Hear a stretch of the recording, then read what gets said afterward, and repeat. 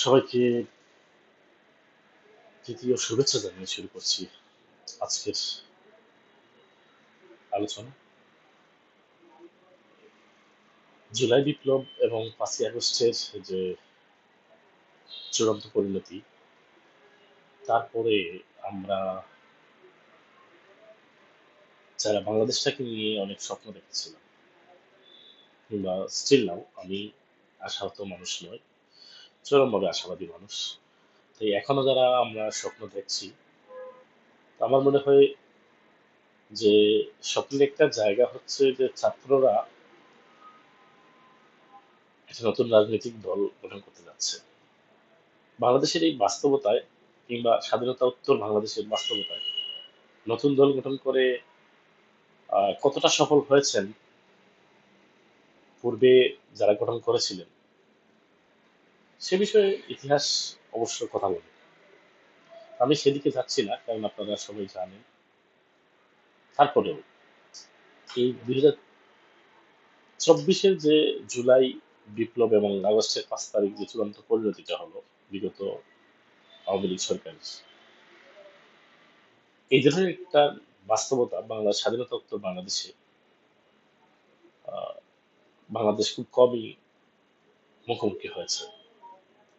এবং সেই জায়গা থেকে তরুণরা তথা ছাত্ররা, আমি যদিও বলি তরুণরা, একটা নতুন স্বপ্নকে বুকে ধারণ করে তারা যে একটা নতুন দল গঠন করতে যাচ্ছে, সেটাকে সাধুবাদ জানাই। আমি অন্তত ব্যক্তিগত পক্ষ থেকে সেটাকে সাধুবাদ জানাই। কারণ বাংলাদেশে শক্তির একটা ভারসাম্যের দরকার, খুবই দরকার। মানুষ তখনই ডিক্টেটরশিপ হয় যখন দেখে তার পাশে প্রতিদ্বন্দ্বিতা করার মতো কেউ থাকে না। অর্থাৎ নিরঙ্কুশ অ্যাবসলিউট মেজরিটি মানুষকে ডিক্টেটরশিপের দিকে নিয়ে যায়।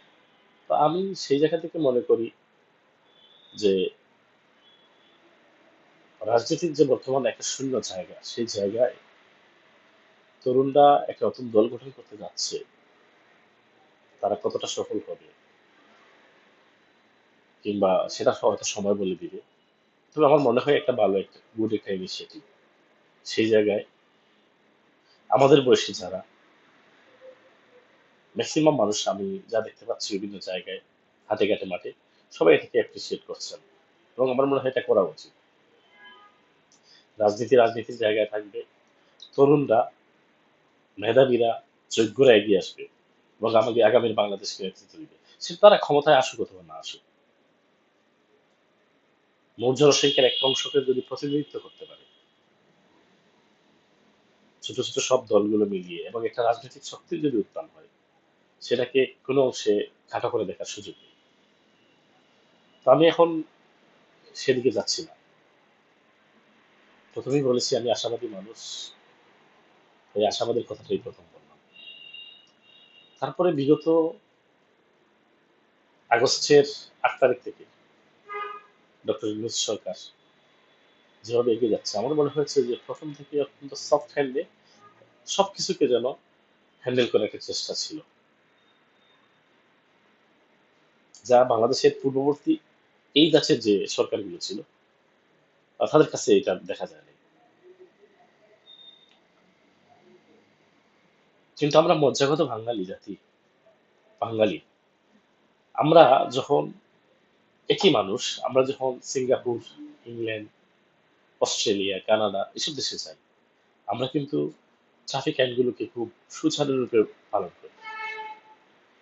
এই আমি মানুষটি যখন কানাডা থেকে কিংবা অস্ট্রেলিয়া থেকে অথবা সিঙ্গাপুর থেকে আমি যখন ঢাকায় আগমন করি, আইন কিন্তু সব জায়গায় সমান, সেই আইনটাকে আমরা মানি না।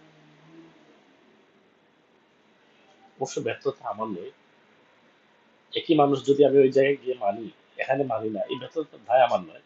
কারণ আমাদের রক্তের সর্বাগ্রেই দুর্নীতি এমনভাবে গ্রাস করেছে আমাদেরকে যে আইনের অভাব নেই বাংলাদেশে। এত আইন পৃথিবীর অন্য কোথাও দেশে আছে কিনা আমার জানা নেই, তবে আমার মনে হয় খুব কম দেশেই রয়েছে এত আইন। আইনের অভাব নেই, কিন্তু আইনগুলোকে সেভাবে প্রয়োগ করা হয় না, প্রয়োগ করে দৃষ্টান্ত স্থাপন করা হয় না। উন্নত বিশ্বে টুল প্লাজায় টুল তোলার জন্য গাড়ি থেকে মানুষের প্রয়োজন হয় না। অটোমেটিক সিস্টেমে সবাই আইন পালন করে সিস্টেমেটিক্যালি অটোমেটিক্যালি নিয়ে নিচ্ছে ভাবে ট্যাক্সগুলো, করগুলো। কিন্তু বাংলাদেশে মানুষ থাকলেও সেখানে দুর্নীতি, যার আমি সেদিকে যাচ্ছি না। আমার মূল কথাটা হচ্ছে যে সফট হ্যান্ডে সবকিছু হ্যান্ডেল করার জায়গায় বাংলাদেশ নয়। এখানে অবশ্যই শক্ত হতে হবে, অনেক ক্ষেত্রে খুবই খুবই কঠোর হাতে, খুবই শক্তভাবে দমন করতে হবে। এবং এই কাজটা যদি প্রথম থেকেই করতেন ডক্টর ইউনুস, তাহলে বাংলাদেশকে আজকে যে জায়গায় দেখছি 8ই আগস্টের পরে হয়তো কিছুটা ব্যতিক্রম জায়গায় আমরা দেখতে পেতাম।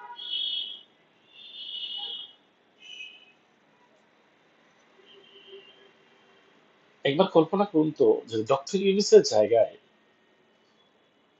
শেখ হাসিনা সরকারের পতনের পর অন্য কেউ ওই দায়িত্বটা নিত, ভারত যেভাবে বাংলাদেশের বিরুদ্ধে উঠে পড়ে লেগেছে, তাদের মিটিং গুলো যেভাবে প্রতিনিয়ত মিথ্য বানোয়াট সংবাদ পরিবেশন করছে বাংলাদেশকে নিয়ে, বাংলাদেশের অস্তিত্বটা কোথায় থাকতো?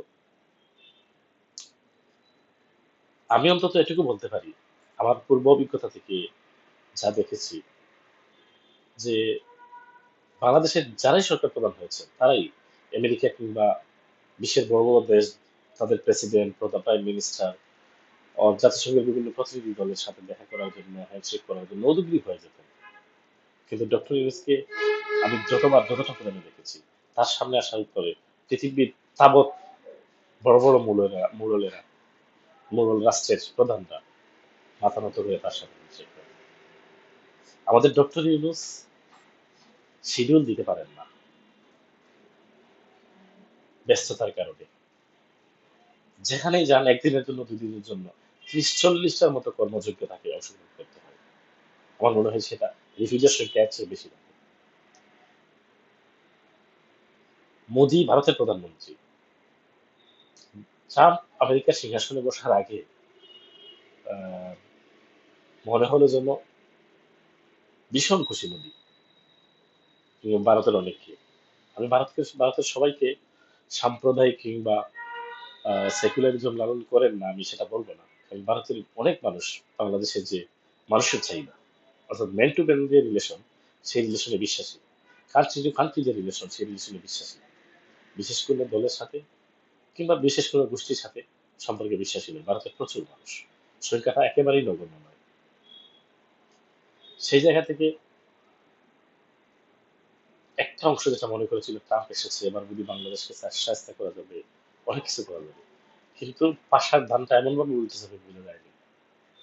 ট্রাম্পের প্রশাসনের সবচেয়ে প্রভাব নিয়ামক যে ব্যক্তিটি ইলন মাস্ক, বর্তমান বিশ্বের সবচেয়ে ধনী মানুষ, সেই মানুষটার সাথে ডক্টর ইউনূসের যে বিদ্যুতাপূর্ণ সম্পর্ক, ইভেন ট্রাম্পের সাথে যে সম্পর্ক, ট্রাম্প প্রশাসনের অনেকের সাথে যে সম্পর্ক, সেটা সেটা হয়তো ভারতের প্রধানমন্ত্রী নরেন্দ্র মোদী বুঝেননি বা বোঝার চেষ্টা করেননি। এখন হয়তো ভাই হারে টের পাচ্ছেন, কারণ ট্রাম্প এসে প্রথম আঘাতটা কিন্তু ভারতকে দিয়েছে। নিঃসন্দেহে এখানে যদি ডক্টর ইউনূস ছাড়া বাংলাদেশে অন্য কোনো সরকার প্রধান হতো, পরিস্থিতিটা হয়তো ভিন্ন হতো। এবং বাংলাদেশকে এতদিনে একটা অকার্যকর রাষ্ট্র হিসেবে পরিচিত করা, বিশ্বের পক্ষে পরিচিত করা হয়ে যেত আমার মনে হয়। এবং সেই দৃশ্যটা হয়তো আমাদেরকে দেখতে হতো। বাস্তবে যদিও আমরা অকার্যকর রাষ্ট্র না, বা সে পথে নেই, কিন্তু সেটা আহ, পরিচিত করিয়ে ফেলত। ডক্টর ইউনূসের যে একটা স্মাইল চেহারার মধ্যে, মুখের মধ্যে অলওয়েজ থাকে, এবং কতটা ব্যক্তিত্ব সম্পন্ন একজন মানুষ ডক্টর ইউনূস, সেটা আসলে ওনাকে নিয়ে স্টাডি না করলে সত্যি বোঝা কঠিন। আমার মনে হয় এই মানুষটাকে সামনে রেখে আমাদের অনেক কাজ করা উচিত, আমাদের অনেক কাজ করা সম্ভব। দেশের রাজনীতিবিদ যারা, তাদের প্রতি পূর্ণ আস্থা আমাদের সবার আছে, সবার থাকবে, কারণ আমরা ভোট যখন আসবে, আমাদের যখন সমর্থনটা দিতে যাবো, এই রাজনীতিবিদদের মধ্যে কোনো না কোনো দলকে আমাদের সমর্থনটাই দেয় এবং দিতে থাকবে। এই জুলাই আগস্টের বিপ্লব থেকে, একটা মহা পরিবর্তন থেকে আগামী যারা নেতৃত্বে আসবেন তারা কি শিক্ষা নিচ্ছে? ইতিমধ্যে যদিও অনেক লক্ষণ আমাদের দৃষ্টিগোচর হচ্ছে, আমি সেটাকে আমলে নিচ্ছি না, যারাই ক্ষমতায় বসবে তারা কি শিক্ষা নিয়েছে? আমার মনে হয় নেওয়া উচিত। আর না হয় এই জুলাই বিপ্লব একটা জিনিস মানুষকে, অর্থাৎ রাজনীতিবিদ যারা যারা ক্ষমতার আশেপাশে সবসময় থাকতে পছন্দ করে, এই শিক্ষাটা দিয়ে দিচ্ছে যে কোনো ক্ষমতাই চিরস্থায়ী নয়, মানুষ ছুড়ে ফেলবে। সরকারি কর্মচারীরা 2015 সালে একটা স্কেল পেয়েছিল, তারপর থেকে প্রায় 3-4 গুণ বেশি প্রত্যেকটা জিনিসের দাম হয়ে গেছে। তারা আন্দোলন করছে। সরকার প্রথমে একটা উদ্যোগ নিল, কিছু জ্ঞানপাপী সাংবাদিক টকশোতে বসে বসে বড় বড় কথা বলে, সেটাকে আটকে দিল। আরে ভাই, বোঝা উচিত সরকারি 10 থেকে 20তম গ্রেডের যারা চাকরি করে তারা তো খুব বেশি টাকা বেতন পায় না। 15-20 হাজার, 25 হাজারের মধ্যে ম্যাক্সিমাম সবার বেতন। এই বেতন দিয়ে তারা কিভাবে গাড়ি ভাড়া দিবে, ঘর ভাড়া দিবে, সন্তানদের, নিজের পরিবারের চিকিৎসা সব খরচ মেটাবে? হ্যাঁ, সুবিধাভোগী অনেকে আছে বিগত সরকারের সময়, আমলাদের মধ্যে, পুলিশের মধ্যে, সেনাদের মধ্যে, কিন্তু সে সংখ্যা কত? 1 থেকে 5ম গ্রেড, 6ষ্ঠ গ্রেডের মধ্যে সারা বাংলাদেশে কতজনই বা 1-2 হাজার, 3 হাজার, 5 হাজারের বেশি তো আমলা হবে না। সুবিধাভোগীর সংখ্যা তো একান্ত নগণ্য। সেই জায়গা থেকে আমি মনে করি যে দেশের দুর্নীতি হ্রাস করতে হবে। যারা রাষ্ট্রের জন্য কাজ করবে, দেশের মানুষের জন্য কাজ করবে, তাদের পারিবারিক, অর্থনৈতিক, সামাজিক নিরাপত্তা নিশ্চিত করতে হবে। আপনি যদি তাদের সামাজিক অর্থনৈতিক নিরাপত্তা নিশ্চিত না করতে পারেন, তাহলে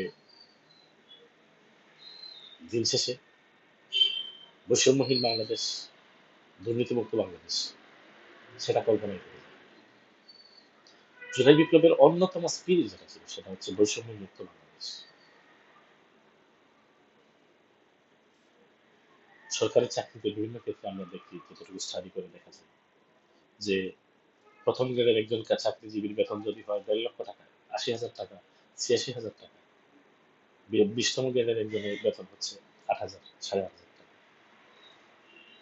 একজন একই পরিবারের জন্য বেতন উত্তোলন করছে 1.5 লক্ষ টাকা, আর আরেকজন বেতন উত্তোলন করছে 15,000 টাকা। এই যে বিশাল বৈষম্যের দেশে এই বিষয়গুলো নিয়ে কেউ কথা বলে না। টকশোতে জ্ঞান প্রাপ্তির অভাব নেই।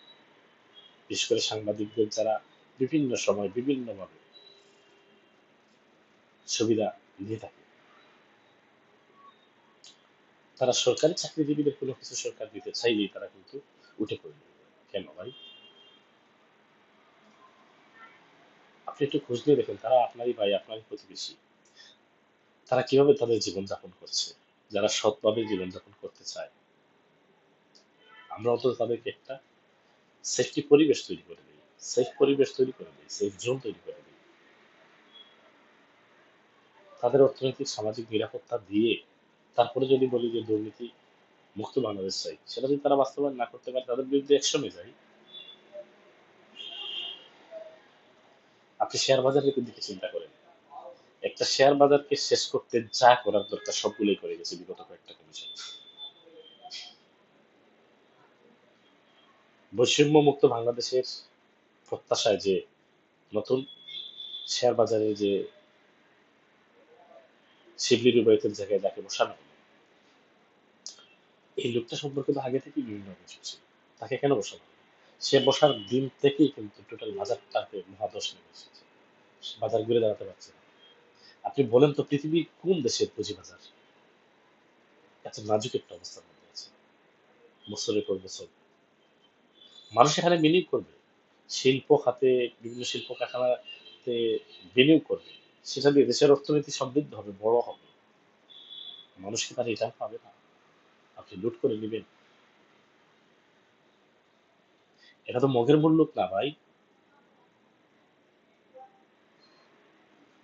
এখনো আমার আশ্চর্য লাগে, ডক্টর ইউনূসের মতো একজন ব্যক্তিত্ববান মানুষের সময় এখনো শেয়ার বাজার, পুঁজিবাজারের নিয়ন্ত্রক সংস্থা বিএসসির চেয়ারম্যান হিসেবে এই লোকটাকে এখনো রাখা হয়েছে। কেন? যোগ্য লোকের অভাব আছে? আপনি দেখেন আপনার আশেপাশে অনেক লোকযোগ্য আছে, যদি চাইলে তালিকা চান আমার কাছ থেকে নেবেন। পরিশেষে বলবো, বৈষম্য মুক্ত বাংলাদেশ চাই, দুর্নীতি মুক্ত বাংলাদেশ চাই, একটা সুন্দর বাংলাদেশ চাই, একটা সুন্দর গণতান্ত্রিক পরিবেশ চাই, যে পরিবেশে সকল ধর্মের মানুষ দিন শেষে নিশ্চিন্তে ঘুমাতে পারে, নিশ্চিন্তে তার সন্তানদের মুখে খাবার তুলে দিতে পারবে, নিশ্চিন্তে তার সন্তানদের হাতে বই, ব্যাগ, কলম এগুলো তুলে দিতে পারবে, সে নিশ্চয়তা চাই। বৈষম্য মুক্ত বাংলাদেশ চাই। সবাইকে প্রীতীয় শুভেচ্ছা জানিয়ে আজকে কথা এখনই শেষ করছি। আবার দেখা হবে। সালাম।